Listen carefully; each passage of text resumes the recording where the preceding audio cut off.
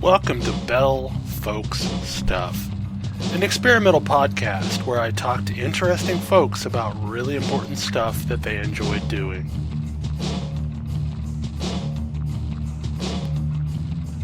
Let's get started.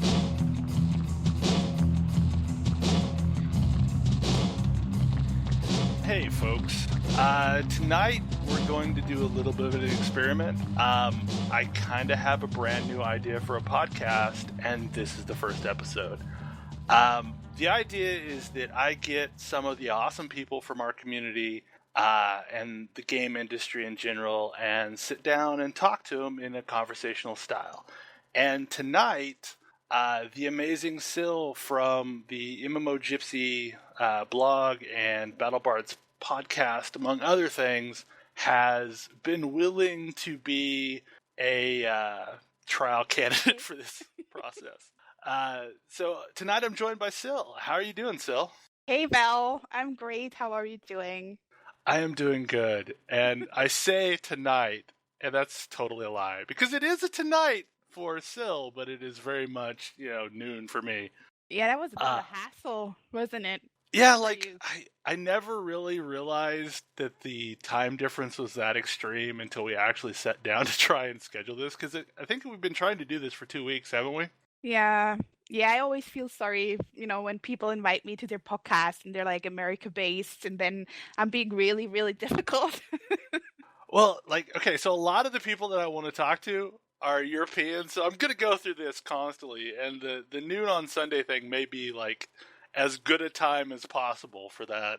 Yeah, in the end it always works out somehow, but... Yep. Okay, so first question, because I have to know, I really can't remember. yeah, you're telling me that you're a little bit nervous about this. You're like, what are we going to talk about? What is this? What's going to happen? I'm just not a planny type person. I don't even write an outline out. I just kind of go. Yeah, well, when you told me that, it's more about me that I got kind of worried, because this is usually really boring for everyone else. So. No, you're interesting. I know you're interesting. I'll be your guinea pig, Belle. Okay, awesome. So I really, the funny thing about the internet is you meet people, but you can't really remember which sequence of events happened first. I don't know if I followed you on Twitter first or if I followed your blog first. I think I know. You think you know? From my site, yeah. I definitely followed your blog first. Okay. Just because I wasn't on Twitter for a really long time, because I was always sort of telling people how awful Twitter was. and then we, stole you to our tribe. Exactly. At some point, I'm not sure why, halfway into my blogging career, I thought, let's give Twitter a go. And then I felt really sort of rectified, I guess, because Twitter is kind of awesome for that kind of stuff. And yeah, I was wrong. I'm happy to admit that. Well, it's weird because I am only on Twitter because I have a blog. I thankfully my name is unusual enough that I could go get my handle without having to try much. But back when I was doing a lot of my blog started off as a WoW blog, and exactly. And so that community was big into Twitter, so I felt like I needed to be on Twitter so that I could communicate with other bloggers. Maybe that's why, though, because I was never a dedicated Warcraft blog, right? Yeah. In the beginning, my blog was called Raging Monkeys. And I still have it in my news feed as Raging Monkeys. Yeah, there you go. So there was a lot of World of Warcraft, but not exclusively. And I guess that I was always more in sort of a community that was very focused on game design from the very beginning, sort of meta almost, theories and stuff like that. And then, yes, Warcraft, but also other MMOs. So it was always a very mixed sort of neighborhood from the very beginning for me.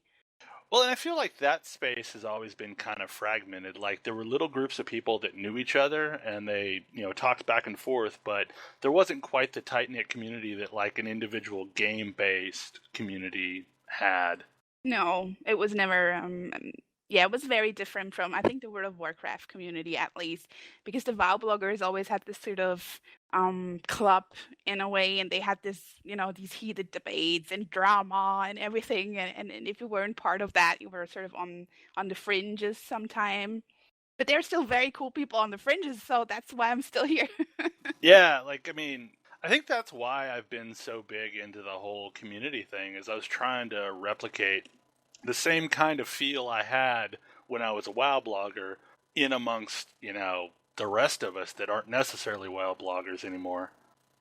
So Yeah. I gotta know, where did the name Syl come from? The name Syl. Yeah. Well, Syl is short for Silvara, right? Mm-hmm. And I think it's been my online handle from the very beginning. Like, I think the first MMO, definitely Final Fantasy 11, I was already called Silvara there. So at some point, I must have come up with it, and it's taken from the Dragonlance novels, if you are familiar with them. I am only passingly familiar with them. Like, I've read one or two, but I don't, like, I wasn't all into the D&D novels back in the day. I was a really big fan of just like the main series, the Chronicles and the Legends of the Dragonlance are some of my favorite books ever. So yeah, and Silvara is a character in the Chronicles, and I took it from there. And I changed it a little bit because I thought a Y looks better than an I. So of course now I have this problem in Battle Bards that Sip is called SYP and I'm called SYL, but hey, there you go. And poor GC is left out in the cold, and she doesn't have an SY name. Yeah, but she has an S name because she's Steph. Yeah, right? yeah, yeah. So yeah, the Dragonlance thing, I know I had heard from you before, because like in Landmark, your the property you built was based out of Dragonlance, wasn't it? Oh yeah, that's right. You've been very resourceful here. You remember that? I have a memory for weird things. Like, it's my problem is like, if it is really important and I should remember it, like, paying the bills, I don't remember it. But if it's a random bit of trivia, then I totally remember it forever. Yeah, I did build the Inn of the Last Home in Landmark in the beta. And I tweeted about it, and yeah, it was around for a while. It was much awesome. Fun too. Yeah, it was really awesome. Like, I was so impressed with what you did with that house. And you know what? Right now, with all the new tools, it looks so shabby, and it's so lame now. My house. Well, like, I thought my house looked cool too at the time. And now, as I still follow most of the Twitter folks from Landmark, and my God, some of the things that are coming out of that game are just insane. And like, it totally demotivates me to try and build anything. I think so too, because right now, if I went back, I could not use that that blueprint anymore that I have of the house, just because it looks so bad now with all the new tools. I would have to redo the whole thing, and I would have to learn everything again. Well, and I think the learning curve is so high at this point, because these people that have been coming up with these techniques have never stopped playing the game. They've just kept developing them over and over. There are so many tutorials on YouTube, and at the time when I built the inn, I had to learn how to make an arch, and I was on YouTube for hours just learning kind of basics. So I don't want to know how it is right now. So the longer I think about this, I think I did follow your blog first because of the name Raging Monkeys, because I love monkeys, and that was like an immediate in for me with that blog.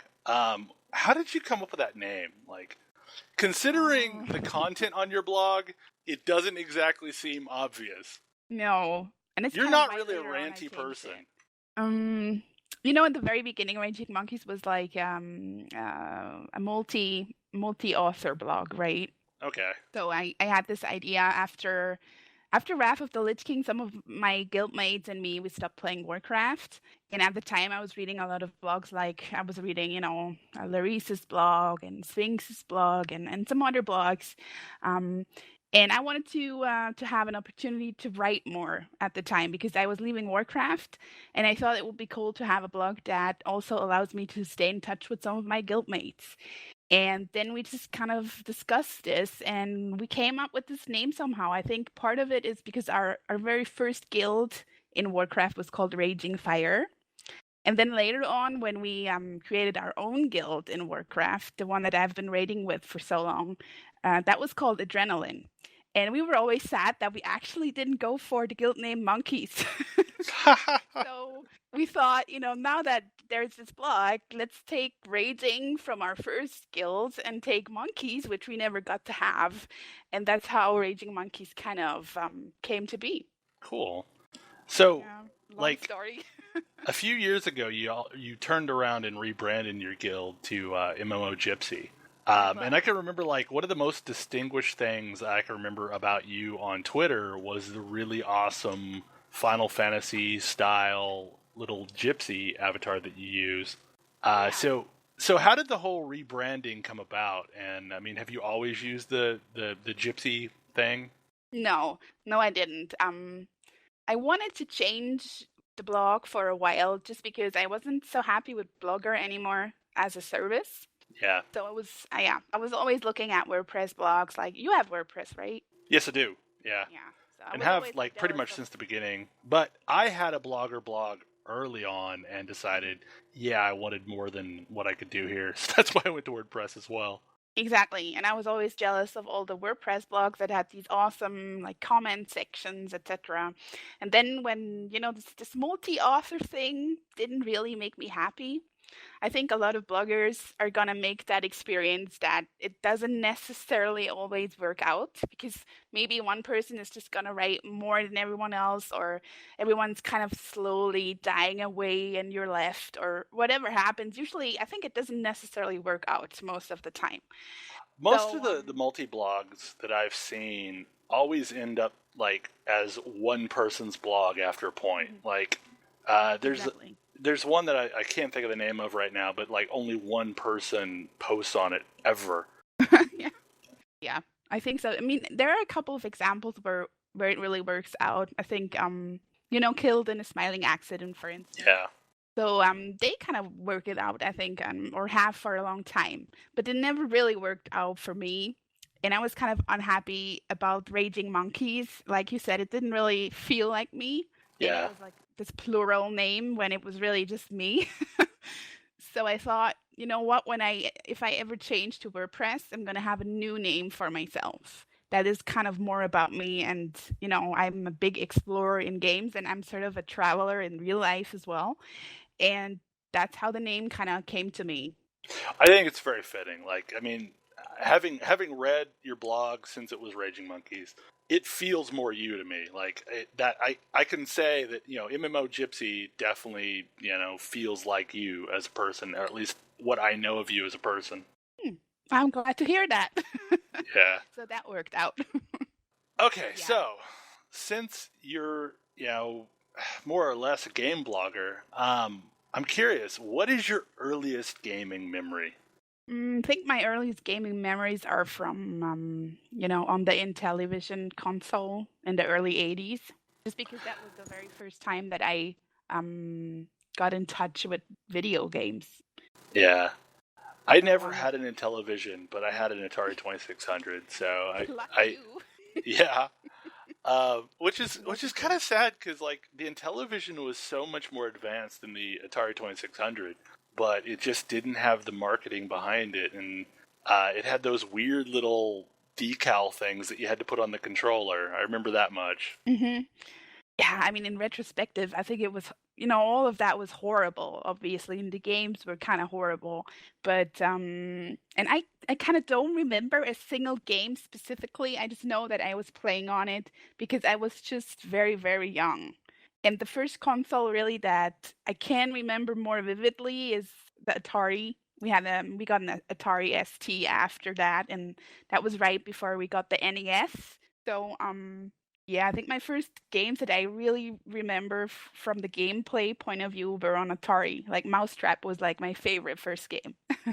Mousetrap was a great game. I can remember playing that on I don't think it was on the Atari, but on something else, because like it was out on a lot of platforms. And You actually played that.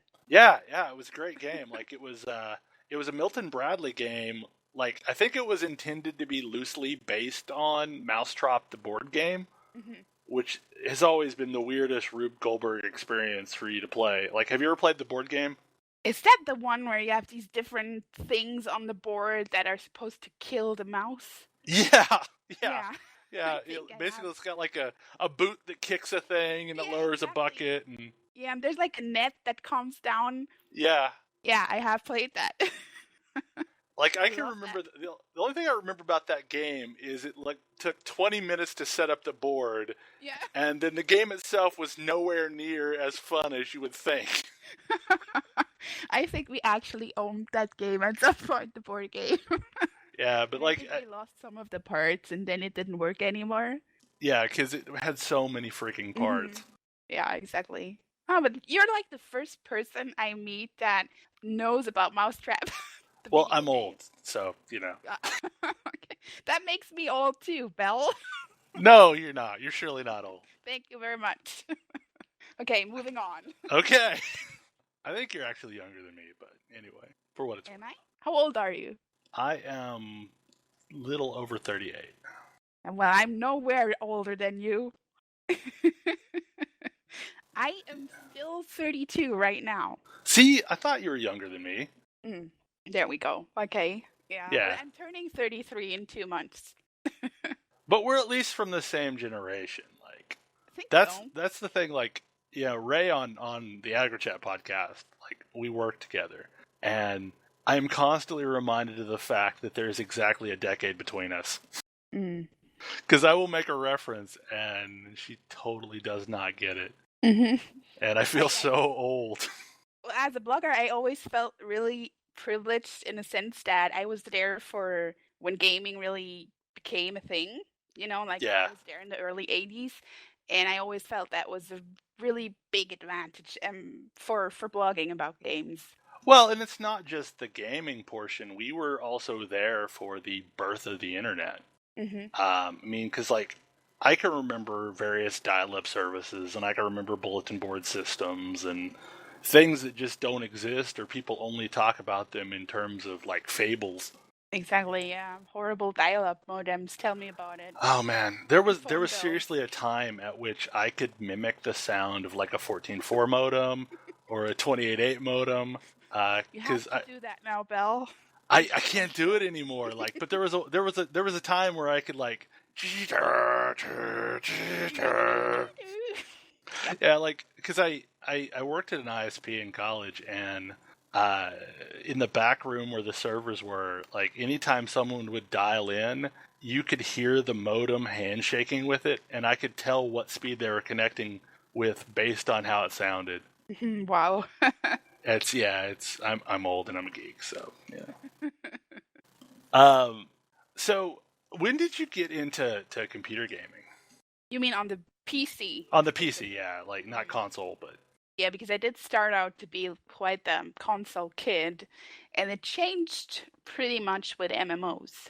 Because, well, yeah, the internet, and then there was Ultima Online, right? That was like the first MMO that I sort of got to watch a lot of the time.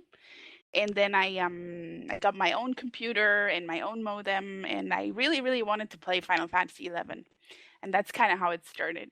And Final Fantasy XI was a weird time in MMOs, because I was playing EverQuest at the time, and a bunch of my friends quit EverQuest to play Final Fantasy XI. And I never actually joined them, but man, I came close. It was really...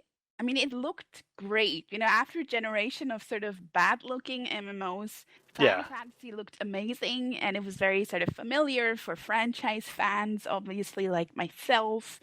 But it was harsh, because it was very Asian and grindy and harsh. Yeah, but the thing is it was no worse than EverQuest. And I guess that's the main reason why I didn't particularly get into it, was because I was looking for a game that required less time commitment than EverQuest did. Yeah, and that was definitely not that game. No. I've always wanted to play it, though. Why did you want to play it? Because it had, like, some really interesting ideas behind it. Like, some of the jobs that they put into that game, I keep hoping that someday will make their way into Final Fantasy XIV, like the Puppet Master, for example. Mm-hmm. That just seemed like an interesting idea. Yeah, with the automaton mob, right? Yeah, Yep. they are awesome. But they were added very late. That was way after my time. They have so many classes, and the job system is, I think, Final Fantasy has one of the coolest job or class systems ever. Oh, totally. And the fact that's the thing that always hooked me about 14, was the fact that I could do everything on one character. Mm-hmm. Yeah, that is so me because, maybe I don't do alts. Yeah. So I love having the option to kind of go places with that one character that I have. Well, like, I have always played a lot of different characters just because I want to experience everything I can, but I always feel regret because that means some of my characters don't have the cool things that other characters do. Mm-hmm. So I like the job system in that aspect. So what did you play in Final Fantasy XI? I had the most awesome combo. I had a red mage / bard, and I still am sort of longing for those classes, and the bard especially was so amazing in Final Fantasy XI. So what was the bard like in 11? I mean, obviously it's mostly just a DPS in 14. That's what I don't like. I've played bards in different games, and like in Aluts, for instance, and I think in Rift I had a look as well. And they're just DPS classes, and usually there are rogue classes or thieves for some reason. And I totally don't dig that. And in Final Fantasy XI, the bard was a pure buffer, CC class, purely about buffing the party and also applying debuffs to the enemies. And it was so interesting because they would play little tunes all the time for different effects, and they would have to run around all the time to switch between melee and ranged camps. And they would sing different tunes for range, different tunes for melee, and then different tunes for debuffs. And they were constantly switching around and being everywhere and making the party stronger.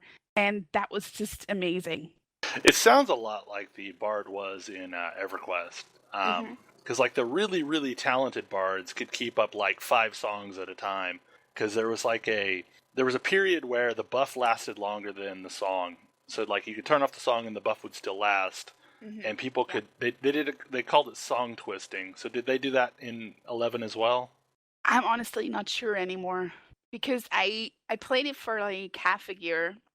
And because it was so hard, to level up on your own, like there was like 0 soloing after level 15 or something.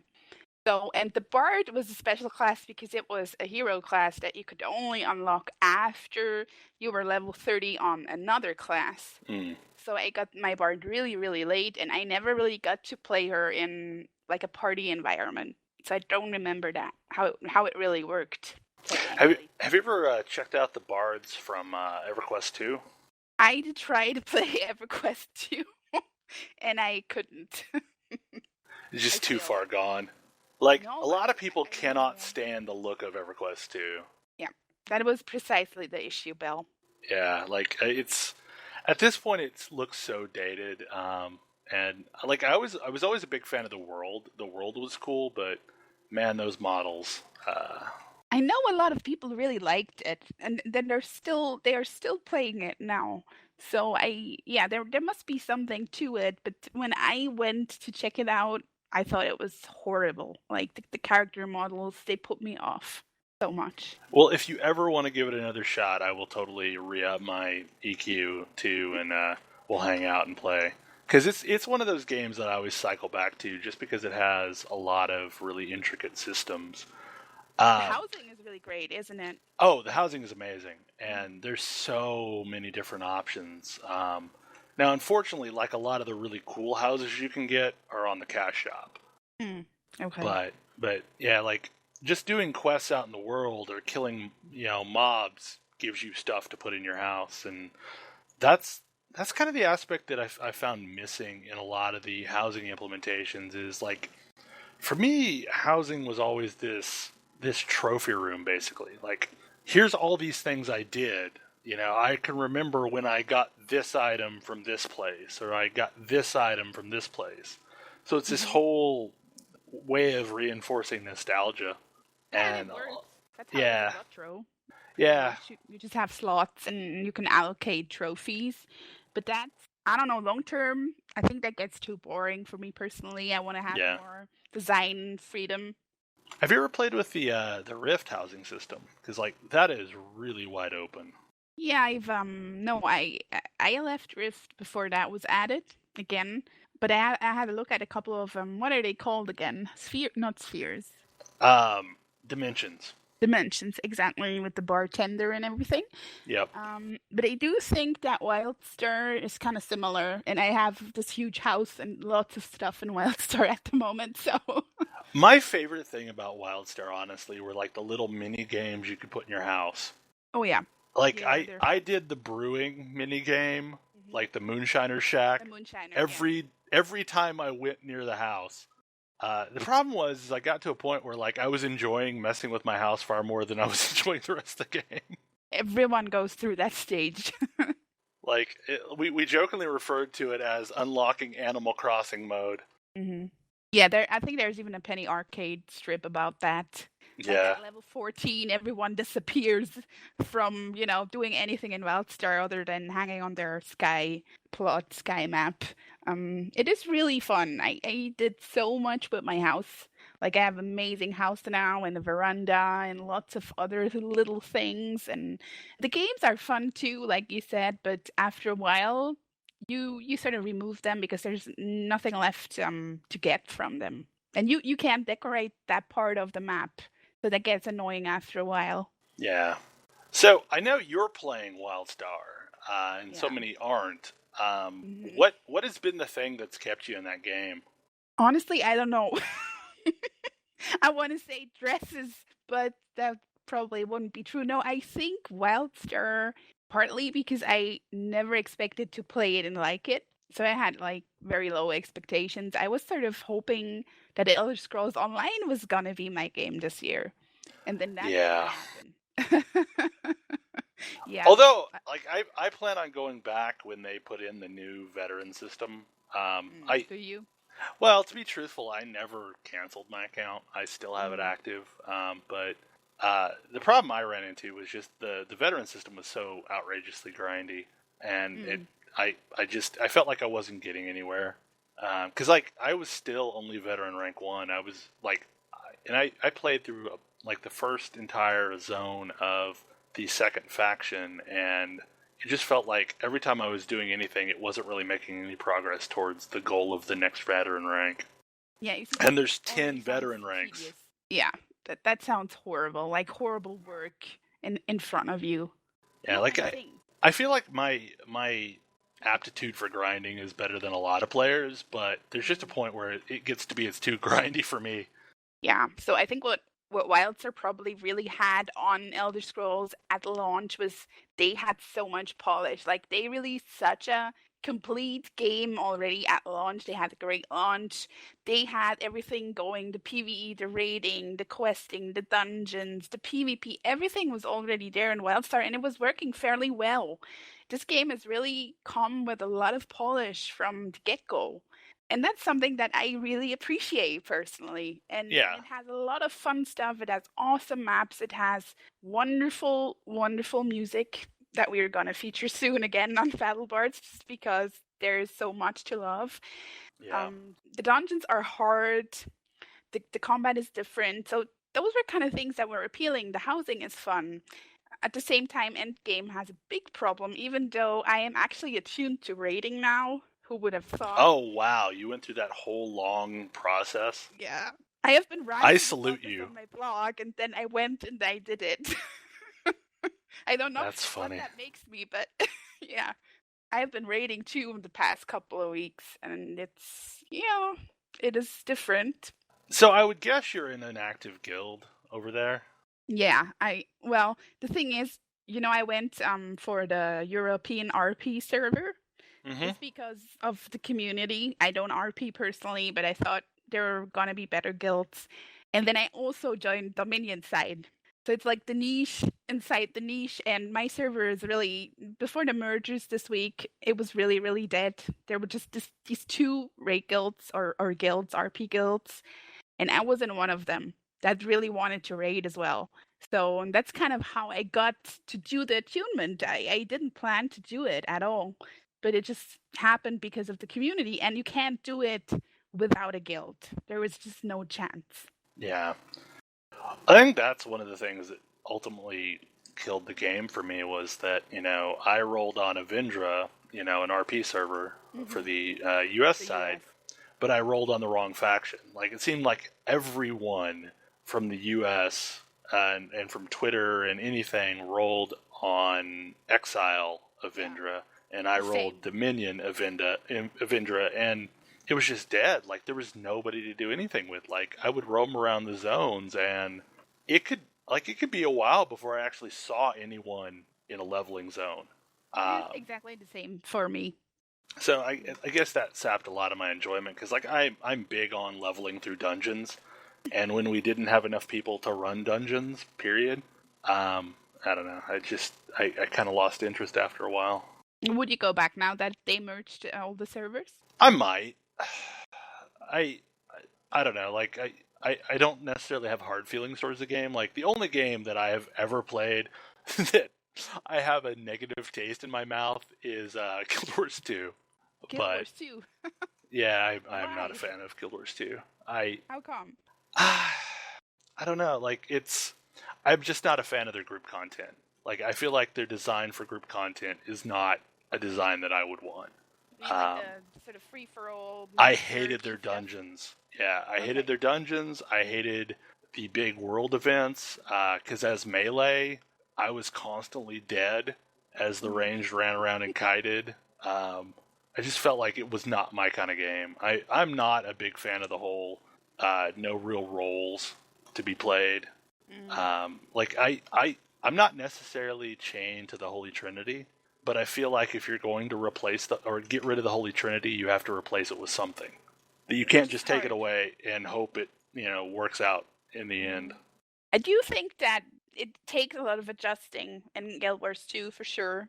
And I think that, in the very beginning when people were talking about not having roles in this game, maybe it was misunderstood to some extent as well, because you still kind of have to play strategically. You still have classes that can do more support, and you still have sort of tankier or more controlling classes, and you still kind of have to work together that way. And a lot of people just didn't. They would just rush in and play a DPS and be very self-centered. And I think that's a huge problem in the dungeons, because they're pretty hard. And I've done my share of aura runs and got all the gear, etc. And I made some horrible experiences from that point of view. Well, and like the successful dungeon runs I ran, we were successful because we basically glitched out the mobs, or we terrain hacked, or we did some other exploit to get around the mechanics. And yeah, that's just not fun to me. No, that's not fun. But that's kind of, you do have that in Wildstar too. In a couple of the veteran dungeons, people will just use any cheat they can find, just because some of the bosses are so hard. Yeah, it's kind of sad, So. And I've always felt like if you had to glitch it out, then you really didn't beat the encounter. No. It was just smart enough to read up on glitches on the forums. Yeah, because like all it takes is one patch to do away with your ability to run something.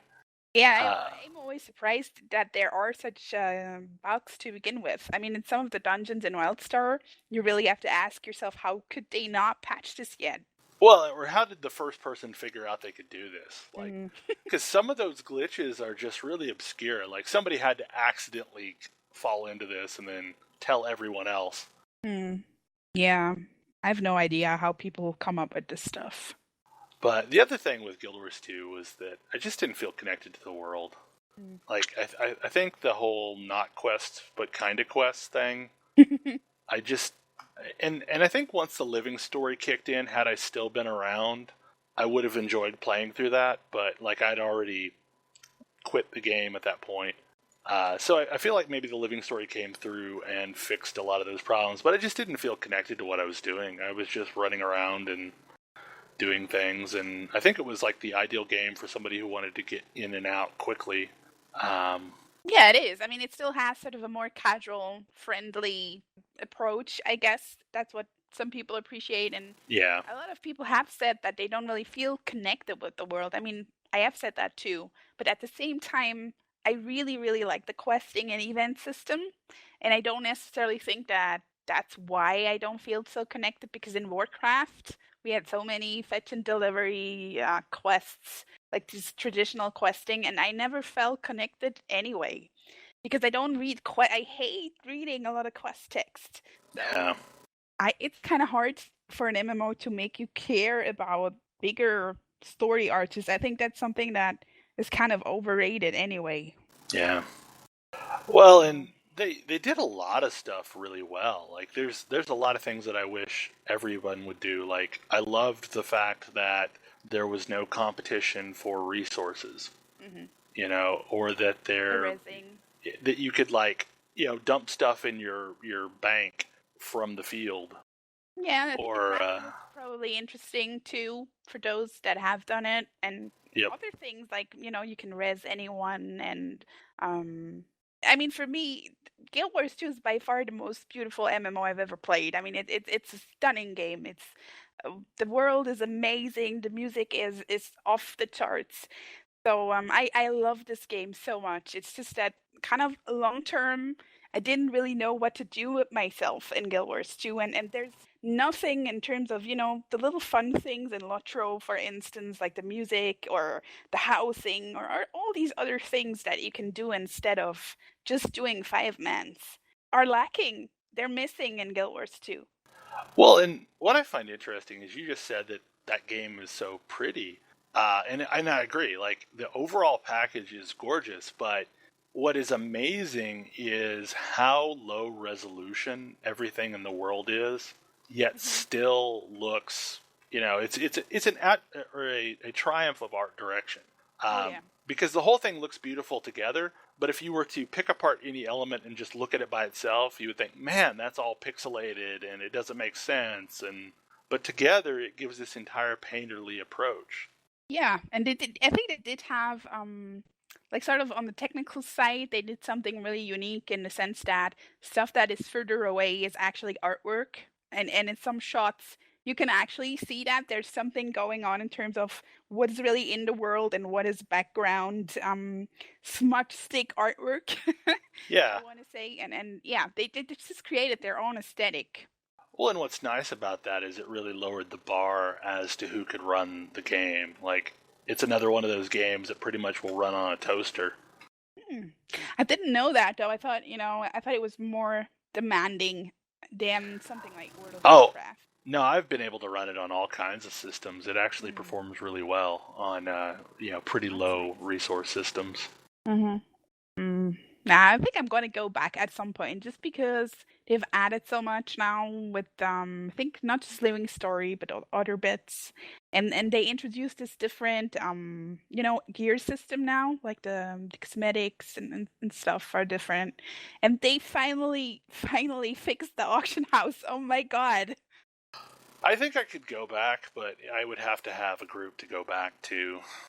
That's always the problem, isn't it? Yeah, I think that's always the problem with every game, is like, you kind of wish there was a static group of people who only loved this one game, but in truth, the people that we play with, like, are kind of nomadic, and we flip back and forth between games pretty often.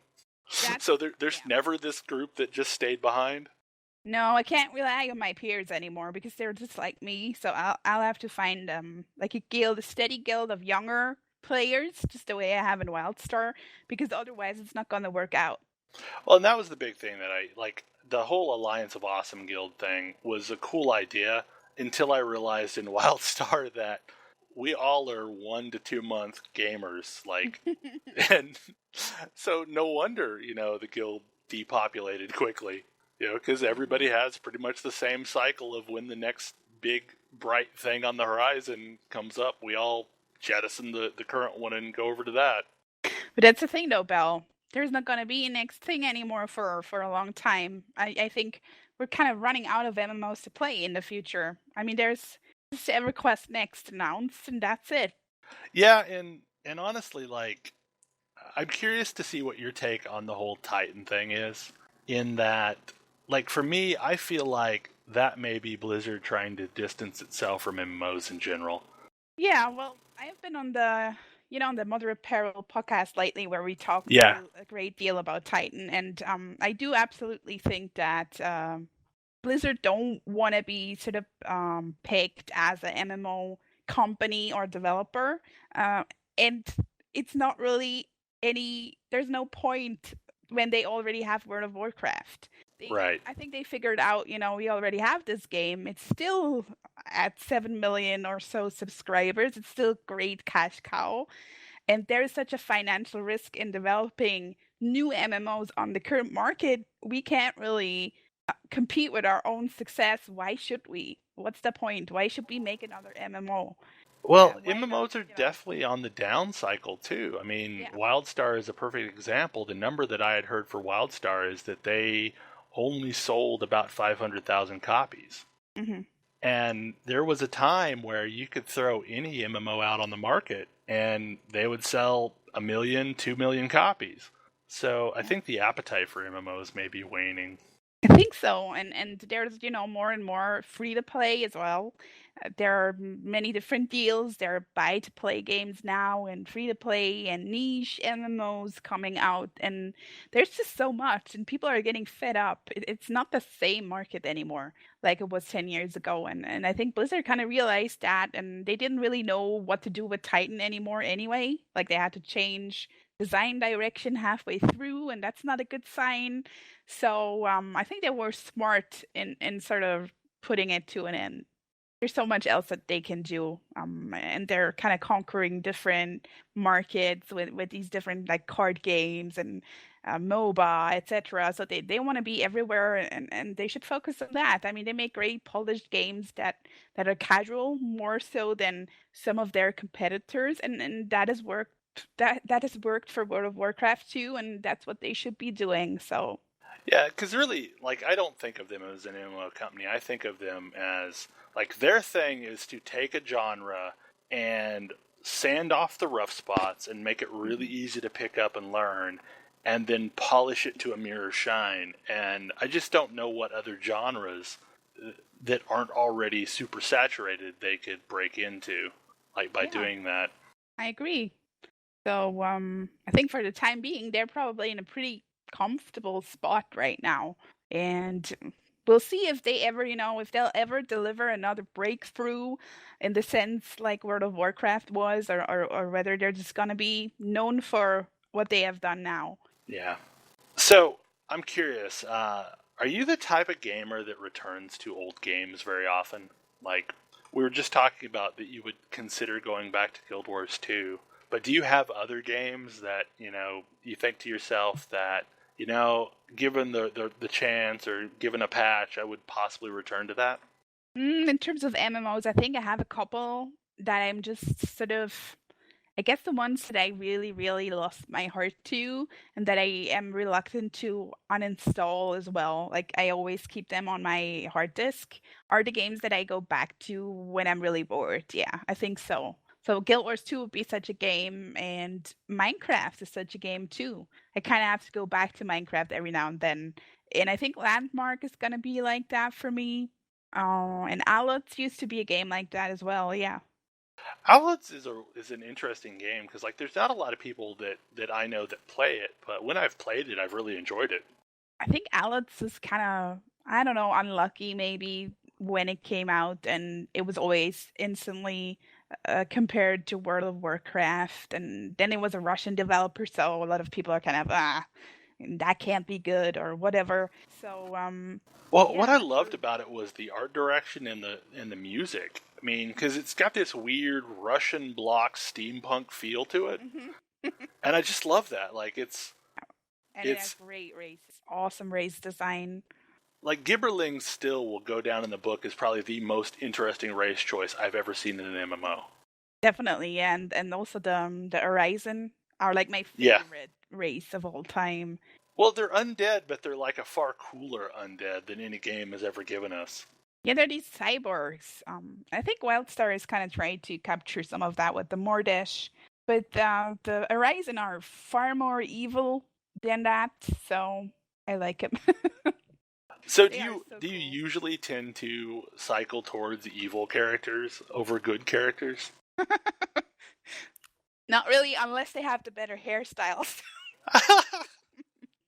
Oh, I play the Lions in Warcraft, and most of the time I kind of want to be part of the good guys, even though ironically the Lions weren't really the good guys. But I will go for the baddies if they are just way cooler, like way more badass, and the good side is kind of cheesy with fairies and stuff. Then I can't play fairies, so that's probably why in Alots when I saw the fairies. I just knew, okay, I cannot be that faction. Yeah. Well, the other faction allies has just the cooler towns and the cooler landscapes and Yeah, they like I do. loved leveling through the first city area as whatever the human type is on that side, the Imperial or Hmm. Yeah, what are they called? I don't know. Let's call but them Imperial. yeah, like it's something like that. I forget what it is off the top of my head, but it has this whole almost Warhammer 40K feel to the world. Yeah, and the bad faction, they have this sort of Russian style city. So like, it's very square, everything very pompous and very sort of sterile in a way. But I still kind of liked. I think it's called Nezepgrad, isn't it? Yeah, yeah, Yeah. that was the area I spent most of my time in. Yeah, me too. I did like that. I think the sort of the first kind of outdoorsy zones after that, they don't look so great for that faction, but yeah. I always wanted to get far enough to get a like starship and have Mm, the ship to ship combat, but I never made it that far no, me neither. because that I always was seems so mostly cool. Yeah.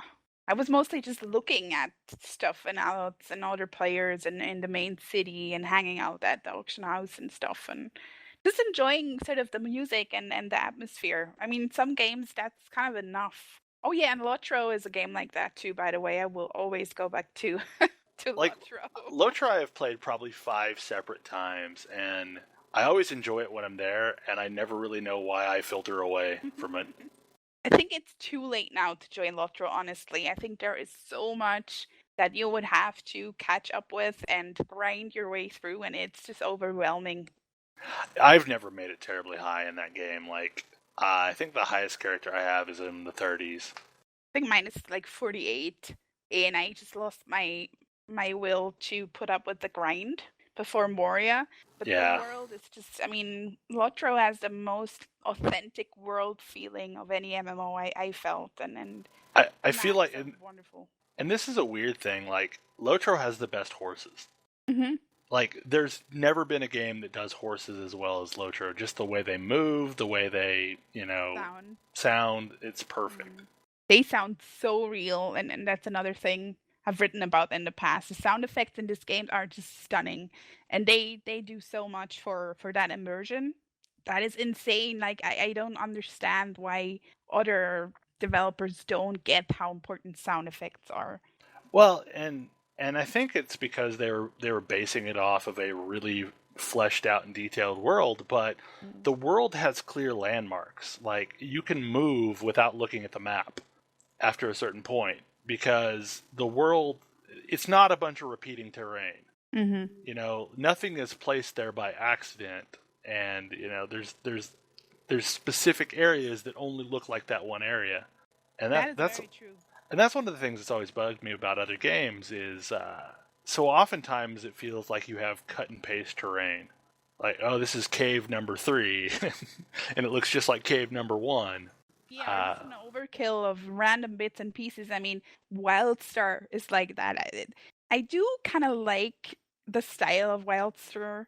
this sort of borderlandsy thing that they got going on. But if you look at the map and different zones, they are full. I mean, they are stacked overly full on things. Like, it's just an overkill. You will never find an empty space, except for the few times when you're sort of in areas of a map that you shouldn't actually be. But there is no scale to it. It feels really crammed all the time. That was one of the things Yeah. that bugged me in beta, and one of the reasons why I didn't originally think I was going to play the game was it felt like it was just so much visual overload. It felt like I was going down the Vegas Strip or something like that, and there's just Exactly. things looking at or trying to get my attention at all time. That's exactly how it is. And it's sort of it's unnerving, it's a different kind of game. It doesn't become this sort of second place where you want to go and live the way you would want in Middle Earth, where you could really see yourself living there, so to speak. Right. And that's not the case in WildStar. So yeah, I think empty spaces are not being appreciated enough in games. So one of the things that I will always remember from, Battle Bards is your term of spooky magical. So, can you describe for us what spooky magical means to you? Spooky magical is just my attempt to sort of define the music that Danny Elfman is known for best. Yeah. And it's sort of this really whimsical, sparkly yet dark, kind of dark fairy tale-esque music that I just love from the bottom of my heart. And that's what I call spooky magical. Yeah, so I know you like the spooky magical thing, but I'm curious, and this is one of the things that I think I'm going to ask everyone. What actually scares you? What is the type of thing that would actually scare you in a game? Or in life in general? One of the two, yeah. Well, it's kind of funny because I told Lior the other day that I really don't play horror games and I don't watch horror movies at all because I'm a scaredy cat. So I think that, I'm a person that is more on also with my picks on Battle Bards and on the games that I play, I really like beautiful things. I like aesthetically beautiful things, and games for me have to make me feel better about the world, not worse. Otherwise, there's no point to my escapism. So in games, I don't like anything that's ugly and horrible and brutal and just that's why I don't like horror, and that scares me. Like games like right now, what's it called, The Evil Within or something. I could never play that. I could never, not just because it's ugly to look at, but because it's sort of evil in a very, I guess, in a very real scary way, and in a sick way. And that's the kind of stuff that I really really don't do. So yeah, that scares me. Would it give you nightmares and such? It would make me feel bad. Like I would feel like I've polluted my soul or my mind with things that are garbage. So, and that's how I feel about horror movies. I mean, not the funny ones, I get like Scary Movie and that, but Saw or movies like that, and that are also about sadism and people just doing horrible things to others. I can't look at that.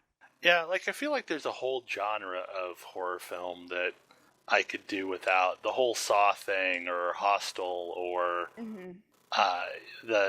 these people are innocent and bad things are going to happen to them, because they went to the wrong place at the wrong time.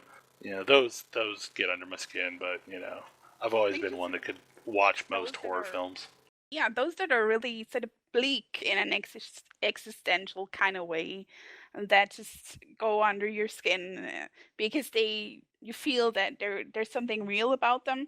I think if a movie is way off the charts silly horror and it could never be real and it's not really how people behave, it's not so bad. But when it's something really subtle and sort of psychologically scary, that's very different. And I'm not saying those movies shouldn't exist.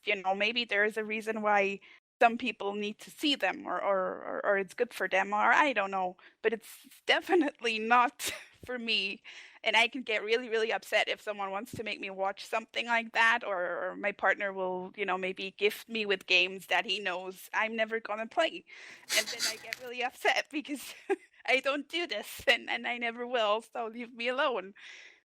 Like for me, the horror like genre that I always did enjoy was almost a kind of mythology.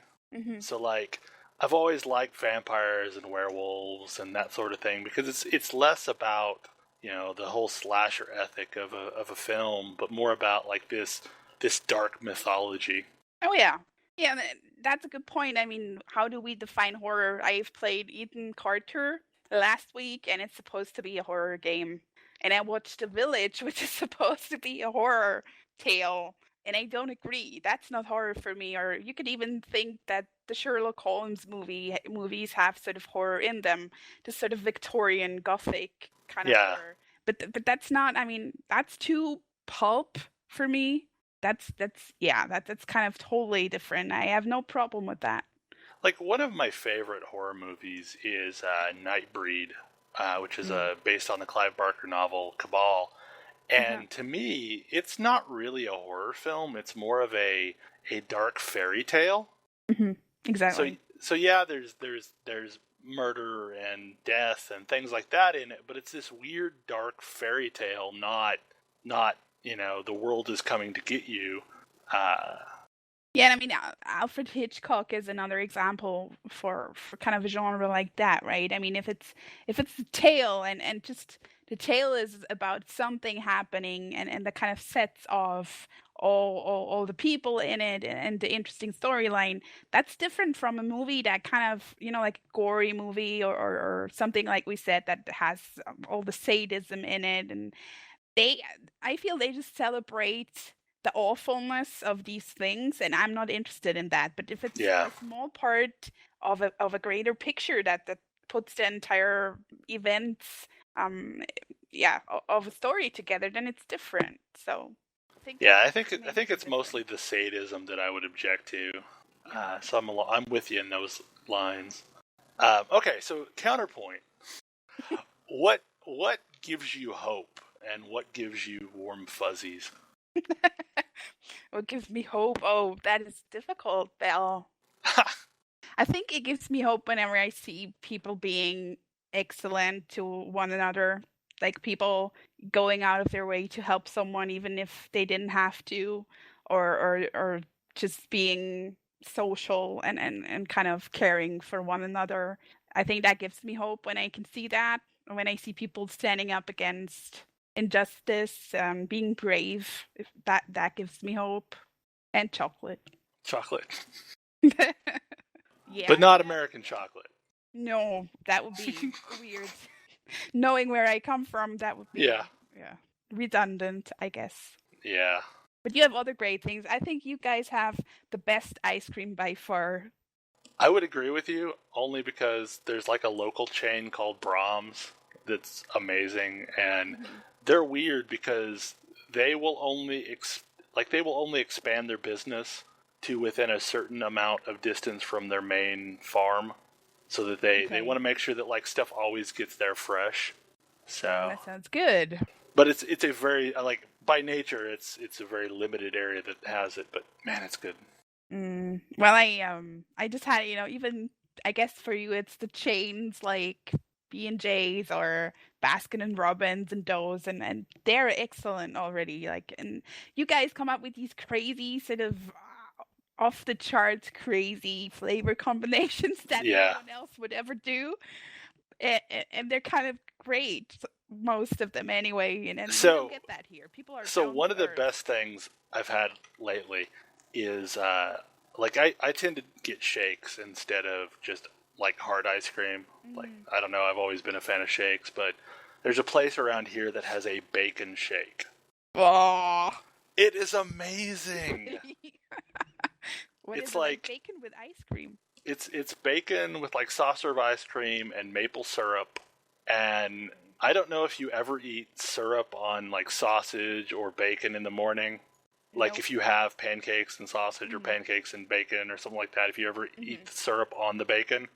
but it tastes like that. Like it's like breakfast rolled into like this awesome little shake. But it sounds weird. Yeah. Well, maybe it's I mean, you never know, right? Maybe I would like it. But yeah, this is the kind of stuff that you would never see here, and you could never get here, and that would never happen just because people are so down to earth and yeah, not really having a lot of creativity when it comes to crazy food. But you live in a truly beautiful place. Like we're friends on the Nintendo Network, and you would draw me these pictures of these mountains, and I thought you were just, drawing stereotypical scenery of what you would think we would think your scenery would be. But then you posted a bunch of pictures, and that is literally your front door view. So, Yeah. so tell me a little bit about where you live in the world. I live close to some very famous mountains in Switzerland that are the Bernese Alps. And it's a very beautiful place and still kind of close to the capital of Switzerland, Bern. So it's because it's a small country, everything's kind of close. And we have a lot of beautiful mountains and just lakes and woods and beautiful nature, if that's your thing. Yeah. And hiking and just, yeah, a lot to see. And we take a lot of trips on the weekend all the time because we think that, there's so much beauty around us that we should really go and see it, and there's so much here. So it's kind of nice, because I am a gamer and I also love to hang in virtual worlds, but I really have a very stunning real world scenery around me as well. So I'm kind of trying. Yeah, you have mountains that would rival any mountains in any game. Yeah. I do like mountains a lot in games too, and I like snowy maps. And I think that's partly because I'm from here and it looks like home. And also sort of the way the Shire looks in The Lord of the Rings is very similar to where I live right now. So it's kind of my hood in a way. I find that interesting. Like, I always gravitate towards snowy climates in games, but I very much don't live in a snowy climate. Yeah, I don't really live in a snowy climate either because it's very warm here nowadays, and like we have very hot summers, and we had a really golden fall so far, and it's not cold and it's hardly snowing lately, like in the past few years. So you really have to go to the mountains, but I can always see the snowy mountains, even if it's really hot on my veranda. All the mountains around me are still snowy. So it's kind of, you have these extremes next to one another. Yeah, it's interesting. You should come here. I'll show you around, Belle. I would love to come up there because, yeah, like I would love to go to Europe in general. Like do an interrail. I feel like though that I would have a lot of people that would want me to stop by. Because for whatever reason, like I seem to have a lot of European friends. And maybe I just get along better with Europeans than Americans. I think my blog role is kind of 50-50.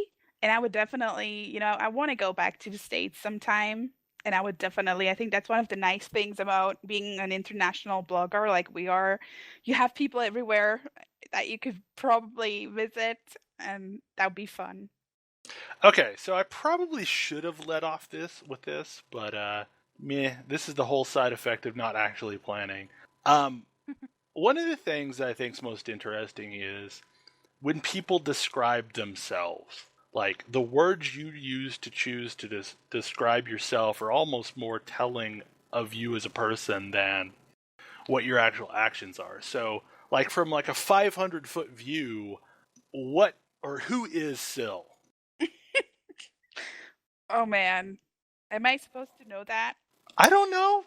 This is the first one. So. I'm like who? Like, difficult. Describe yourself. Can't really. I can't. I don't.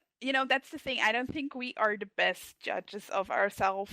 I don't think that we can really describe ourselves so well. And I actually disagree with you that actions aren't more important. I think actions are way more important than what we might think we are.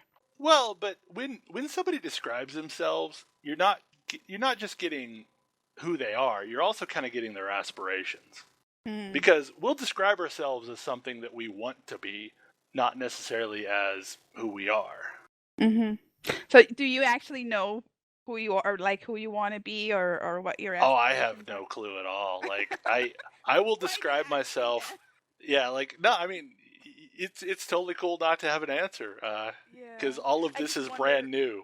It really I think you need to give like a context. Who are you as a gamer, or who are you as a, on the job, or who are you? Because I think we are so many different people.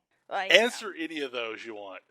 Well, as a gamer, okay, as a gamer, I'm definitely an explorer that appreciates the beauty of games as a virtual space, and that just loves this kind of international borderless community that we have with so many great people, that I just feel are worth knowing so much more than some of the people here in my immediate environment, just because we have things in common, and I want to have a good time with people that have things in common with me. Yeah. So I think that's who I am as a gamer. So who are you in the real world? Not, I mean, don't mean name, age, anything like that, but like, what is your persona in the real world? I think that this is kind of interesting, I guess, because we often have this topic, right, in blogging and gaming, that people are someone else online. And I really feel that I am exactly the same person in real life that I am in game and on my blog as well. So, I have the same sense of humor, like the same sense of dark humor, or I have the same sense of wanting to speak out about issues, or I have the same sort of independent thinking, and I'm a direct person. So I'm trying to to grow, I guess, when it comes to these things, and I'm really the same online and offline. Like, I feel like I would like to say I'm the same person in both places, and I don't think there's a lot of a disconnect from like reading what I write versus talking to me in person. Mm-hmm. But I feel like that maybe my online persona is like an amplified version of who I really am. Like maybe it's the person I kind of wish I was more often.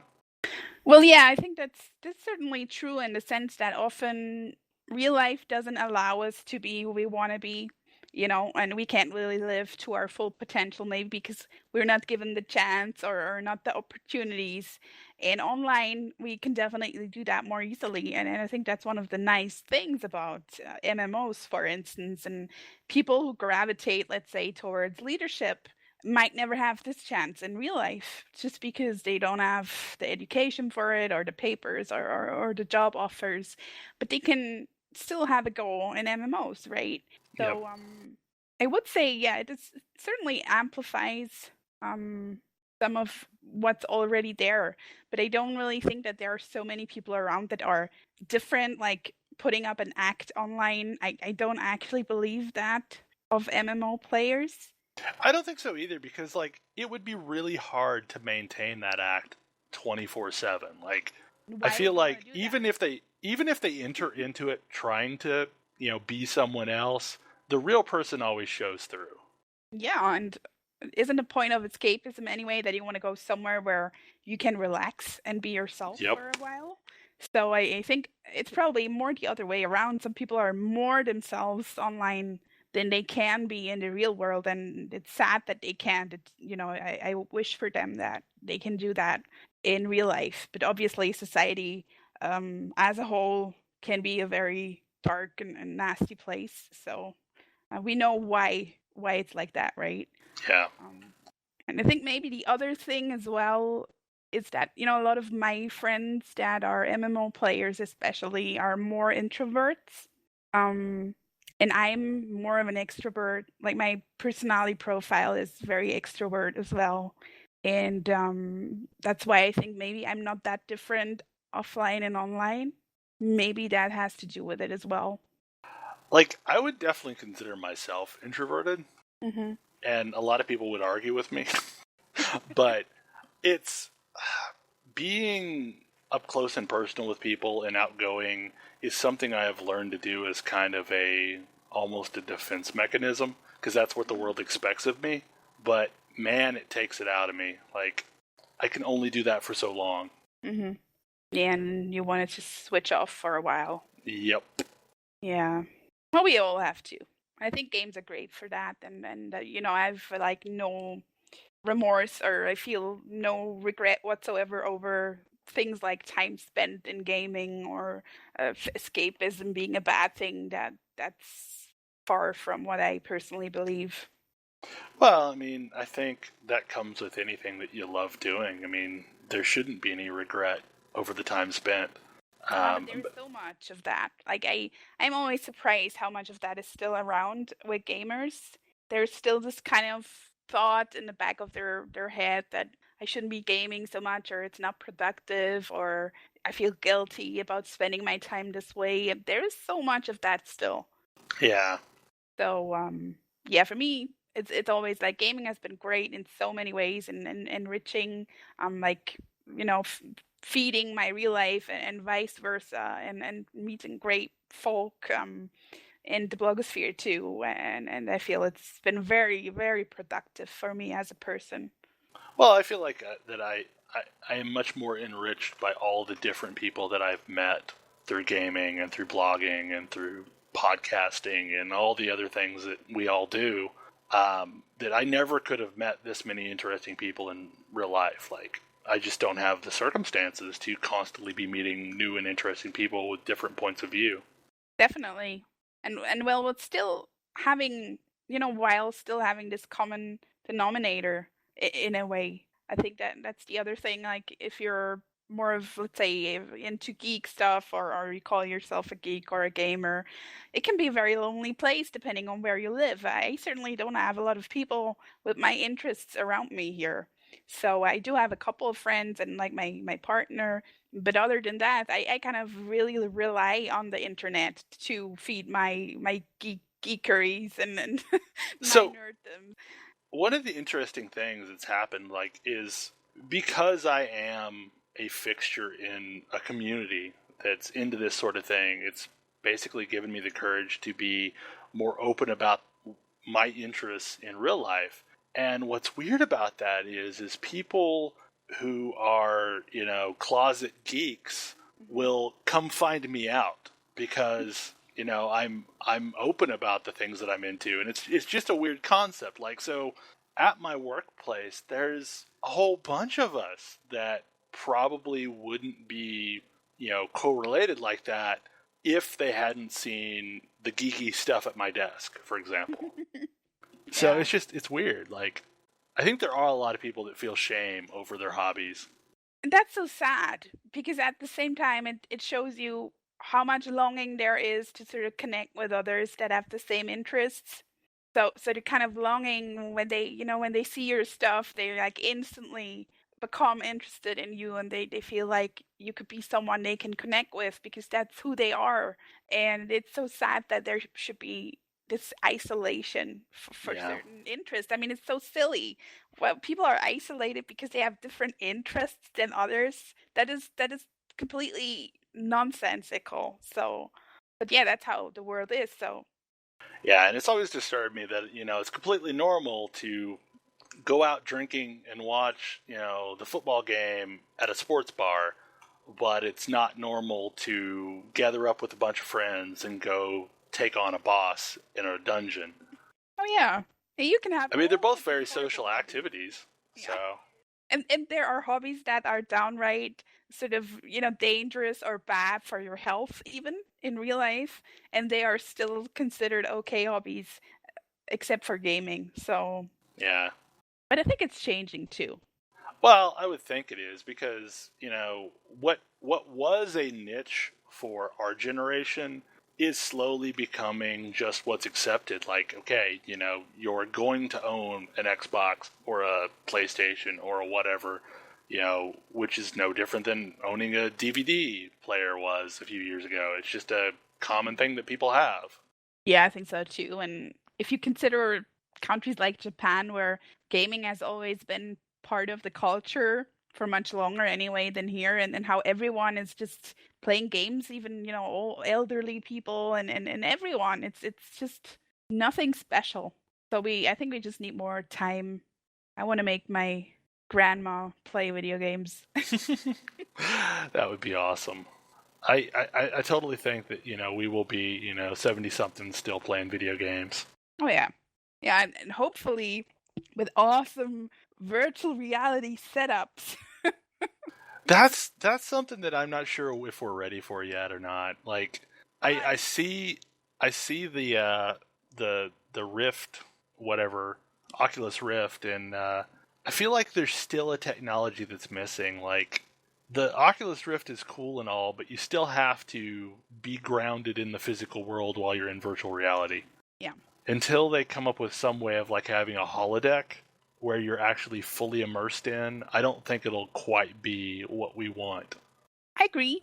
But I do think that, there's already science going on right now where they actually are testing things that will project virtual reality directly into your eye or even your brain, like where it's not going to be a screen that you stare at, but actually happening inside your head, right? I am totally ready for the William Gibson, Neuromancer era where I just have a data port in my head. I'll be first in line to sign up for that. Yeah, me too. Or like in the Matrix with the thingy in the back. I know Kung Fu. Oh, God. I mean, geeks. Like, imagine how that's going to change learning, though. Like, when you have all the world's knowledge at your footprints and can instantly, grok the information. Amazing. I hope I can be there for that. I hope they don't take too long because I really want to experience that. Like, I'm okay with not having flying cars, but man, I want that data port in the back of my head. Oh, yeah. Yeah. If that's my question now for you, Belle. Okay. Who would you be? Which character, which class, and what kind of ability do you have in a fully immersed virtual reality MMO?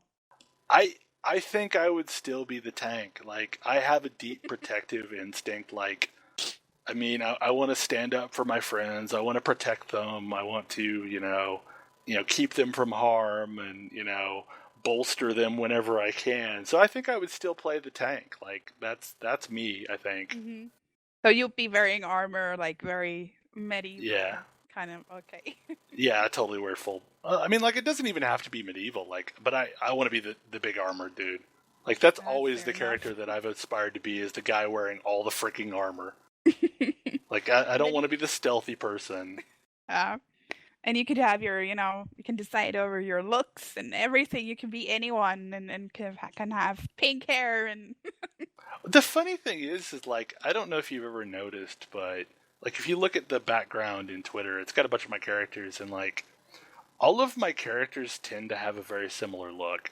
Like, it's like, I rarely ever roll a different character that doesn't fall within some certain parameters, and it's kind of like I've created what I've called my idealized version of myself. Yeah, so that's pretty much what I do as well. Like, all my characters kind of look like me, well, most. So I can, I feel you. But I've always felt like that maybe I am the aberration, because at least among my friends, they all roll vastly different characters that aren't anything related to them. Yeah, I've had discussions like that in the blogosphere, asking people, why they choose to play different races with different looks and whether that is more or less immersive. And I think it's not. It's like totally works for others, just not for me personally, because I'm very much sort of relating to my avatar as myself. I never play a role. Like I said, I kind of feel that I'm pretty much myself online, and I just want my character to be me. And that's why I don't do alts either. And that's why my characters look like me. It's kind of boring. So, but yeah, I'm pretty much like you in that respect. Like, I will, like, especially when we do role-playing, like pen and paper role-playing, I'm basically me. It's just me with one of my traits amplified. Like, so, maybe this character's way more aggressive than me, but it's still me underneath the covers. Like, but yeah, so I think it'll be interesting, because I intend to kind of talk to people about that, and it'll be interesting, like, several of these shows down the road, to see how many people play characters like themselves versus play, vastly different characters. Yeah, and how that approach to the game differs for them. If it's more of a story of someone else, and they're just being a witness, so they're witnessing this story, or whether they really feel this is me immersed in the game. I think that's a very different approach. Okay, so speaking of all of this, I've got a question for you. How do you feel about narrative game experiences where you are playing a very specific character that has nothing to do with you? Like, are you able to get immersed in them, or do you find them chafing because it's not your character? I actually love them. Really? Yeah, because I grew up with classic RPGs and JRPGs, and they're very much even more so than Western RPGs. JRPGs are all about just having a linear narrative of a hero with a certain name who meets certain people, and you just get to go along and be a witness, and that's all there is. Whether you're Link and Zelda or many of the other JRPG franchises that are very popular, like Chrono Trigger or Final Fantasy, that is, it doesn't get more narrative than that in terms of playing a role-playing game, I think. Yeah, I And guess you're right. I really like them. I have always loved them. those, but for whatever reason, there's a certain kind of game that I've struggled to get into where, I'm playing a character that would be very similar to me, but it's not me, and it's not saying the things I would want it to say. Yeah, I mean, that can be an issue. I think that's why Chrono Trigger is one of the games with the mute protagonist that was very popular, because he never speaks. But for me, this is different. MMO or RPG are different for me. I can totally go on a journey with Link and have fun there, and also sort of meet awesome characters that I care about. But it's not my story. Yeah. And in MMOs, I feel it should be my story more so than in offline games. And I think that may be the disconnect there, because I'd never had trouble, with this is Link's story, this is, a Zelda game. But the ones that do allow me to customize my character, but then give me a personality that I'm stuck with. So if it allows me to create a character that looks like I want it to create, but then it's not really my character, that's kind of when I have a disconnect. That's true, and it doesn't really make sense. That's also why, funny enough, lots of RPGs would let you choose your name, right? Yeah, you could see the name Link. That's like the default game name, but then you could change it, and I never did. I would always roll with the name of the protagonist. I would never put in a different name or my own name ever, because I never felt that it makes sense. Yeah, I'll do it sometimes just to make it clearer that because we were doing the 4-job fiesta, where you replay Final Fantasy V. So I named Bart's Bell just because when I took a screenshot it would show and it would be clearly identifiable as my game. But especially in Final Fantasy, when they gave me the option to rename a character, I never renamed it. It felt weird to rename it because that was that character. Exactly. Well, we have gone on an hour and a half now. Yeah, it's been a while. Probably should wrap things up, but I am super appreciative of you being willing to be the guinea pig here and be the first of what I hope is a series of semi-monthly podcasts. I do very much look forward to those, because I'm sure you'll have a lot of great people on from the blogosphere that I know as well, and it's always fun to get to know them a bit better. So, and this was very enjoyable. Actually, it was great talking to you, Belle. Yeah, it was fun, and hopefully it is not nearly as nervous as you went into this thinking. No. It was fine. Really, I did not make you bare your soul. Yeah. Exactly. I mean, this is a new thing, right? And you didn't really know what was going to happen, so I was just a bit excited, I guess. Well, let's wrap things up. And for the folks that don't know you and are listening to this podcast, give me a rundown of where they can find you and what some of your stuff is.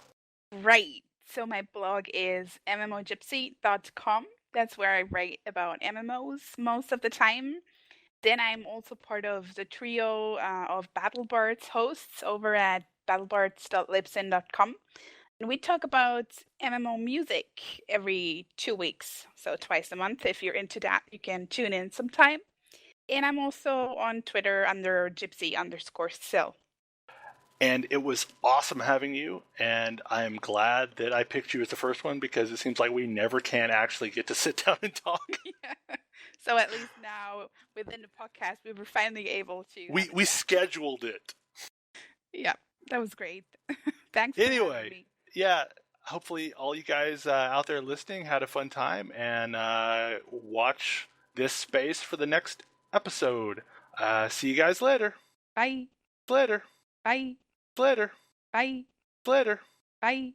Later. Bye. Later. Bye. Later. Bye. Later.